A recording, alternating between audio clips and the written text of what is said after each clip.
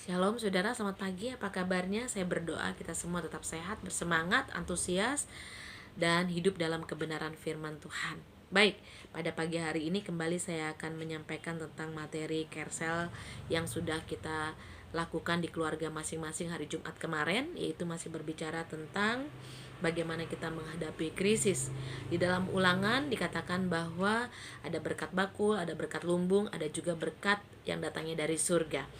Berkat bakul, berkat lumbung ini bisa habis karena ini berkat secara umum. Tetapi ketika berkat bakul dan berkat lumbung, yaitu berkat setiap hari, berkat setiap bulan yang kita terima itu bisa habis, maka surga menyediakan berkat yang tanpa batas. Kenapa? Karena surga tidak pernah krisis. Surga itu tidak pernah berkekurangan. Di dalam Efesus 1 ayat 3 dikatakan, terpujilah Allah dan Bapa Tuhan kita Yesus Kristus yang telah mengaruniakan kepada kita segala berkat rohani di dalam surga.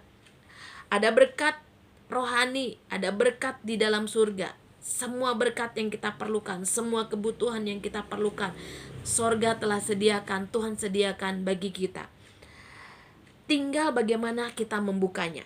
Matius 16 ayat 19 dikatakan, kepadamu akan kuberikan kunci kerajaan surga. Apa yang kau ikat di dunia ini akan terikat di surga, dan apa yang kau lepaskan di dunia ini akan terlepas di surga. Bagaimana cara membuka segala berkat yang Tuhan sediakan di dalam surga? Yaitu dengan kunci.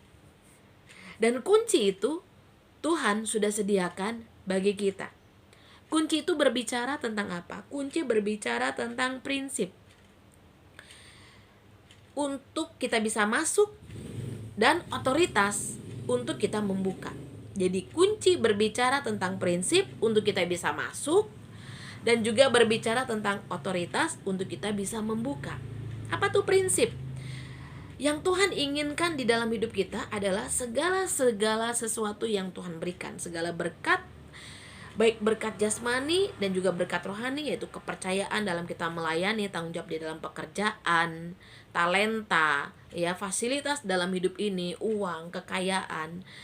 Segala sesuatu yang Tuhan berikan dalam hidup ini, Tuhan mau melihat apakah kita sanggup mengelolanya dengan baik atau tidak. Tuhan ingin melihat kita dapat dipercaya untuk kita dapat mengelola segala berkat yang Tuhan berikan. Tuhan mempercayakan pada kita sesuai dengan kekuatan untuk kita bisa mengelolanya. Kita harus mengelola segala sesuatunya dengan efektif, dengan efisien, dengan benar, sesuai dengan tujuan. Kalau Tuhan memberikan berkat-berkat kita secara jasmani, keuangan kita, apakah kita sudah mengelola keuangan kita dengan benar, sesuai dengan tujuan, sesuai dengan kebenaran firman Tuhan? Kalau Tuhan sudah mempercayakan talenta yang Tuhan berikan dalam hidup kita, adakah kita sudah menggunakan talenta kita sebaik mungkin, semaksimal mungkin, sesuai dengan tujuan yang Tuhan berikan dalam hidup kita?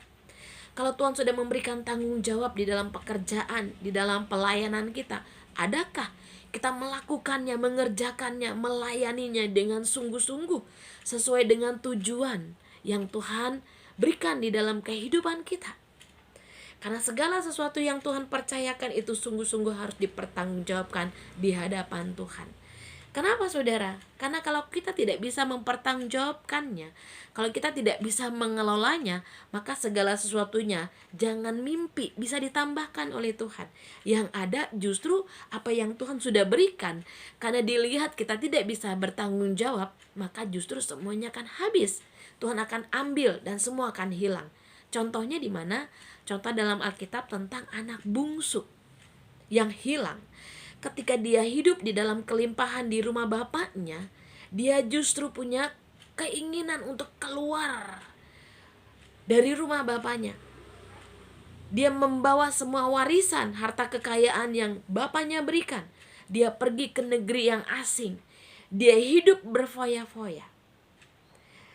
Dia menghambur-hamburkan uang, kekayaan yang bapaknya berikan. Dia tidak bertanggung jawab atas setiap berkat yang ayahnya berikan. Akhirnya apa? Semuanya habis. Hartanya habis. Kekayaannya ludes. Uangnya habis. Sampai akhirnya Dia hidup dalam kemiskinan, dalam keterpurukan, tidak lagi punya apa-apa, bahkan sahabat-sahabat meninggalkan dia. Disitulah dia mengambil satu keputusan untuk pulang kembali ke rumah bapaknya. Saudara, firman Tuhan bilang, tinggallah di dalam aku dan firmanku ada di dalam kamu. Mintalah apa saja yang kamu berikan dan aku akan menerima, dan kamu akan menerimanya. Itu firman Tuhan. Artinya di luar Tuhan kita tidak bisa melakukan apapun. Di luar Tuhan saudara dan saya tidak bisa berbuah. Di luar Tuhan kita tidak bisa dapat mengelola segala sesuatunya dengan baik. Oleh sebab itu prinsipnya adalah bagaimana kita tinggal di dalam kebenaran firman Tuhan, sehingga kita bisa mengerti apa yang menyukakan hati Tuhan, apa yang menjadi kerinduan Tuhan. Kita tahu apa yang harus kita lakukan, bagaimana kita mengelola segala keuangan, fasilitas yang Tuhan berikan, bagaimana kita dapat mengelola semua talenta, kepercayaan, tanggung jawab dalam pekerjaan dan dalam pelayanan kita. Dan pasti dengan hikmat Tuhan, Tuhan akan menuntun saudara dan saya, sehingga kita dapat menjadi pengelola-pengelola Tuhan yang baik dan bertanggung jawab. Maka segala sesuatunya Tuhan akan tambahkan. Ya, saudara, ini prinsip. Kalau kita tidak mau mengalami krisis, maka prinsip kebenaran firman Tuhan ini harus kita lakukan. Saya percaya, walaupun keadaan ini belum kita lihat semakin membaik, tapi di dalam Tuhan, waktu kita memperbaiki kehidupan kita, kita menata, kita membangun hubungan kita dengan Tuhan, kita menata keuangan kita menata keluarga kita menata kehidupan kita menata bagaimana cara kita bekerja, kita menata bagaimana cara kita melayani, memaksimalkan talenta yang Tuhan berikan, dan ada hikmat Tuhan. Saya percaya, ya, kita dapat membuka kunci pintu-pintu berkat, pintu-pintu surga yang surga sediakan bagi kita, sehingga kita sekalipun di tengah-tengah krisis, kita tetap mengalami yang namanya penyediaan, bahkan kelimpahan yang Tuhan sediakan. Cari dahulu kerajaan Allah dan kebenarannya, maka semua ditambahkan. Tuhan datang memberikan kita hidup dan memberikan kita segala kelimpahan. Itu janji Tuhan. Janji Tuhan itu ya dan amin. Kalau dia berjanji, dia tidak pernah mengingkari. Dia pasti mengerjakan firman-Nya.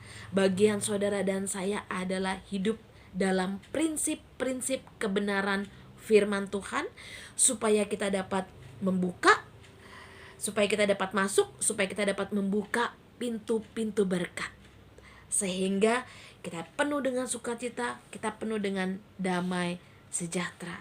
Kita tidak bisa mengendalikan krisis, tapi kita bisa mengendalikan pikiran kita.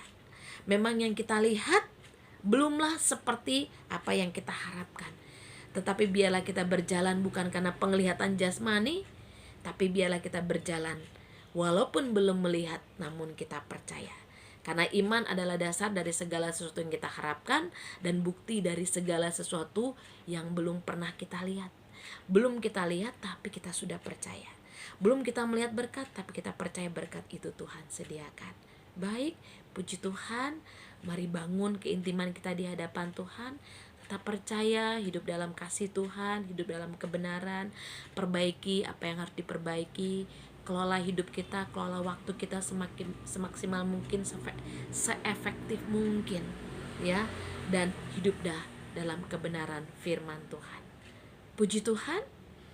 Tetap bersemangat. Yang berbahagia adalah kita yang mendengar firman Tuhan dan melakukannya.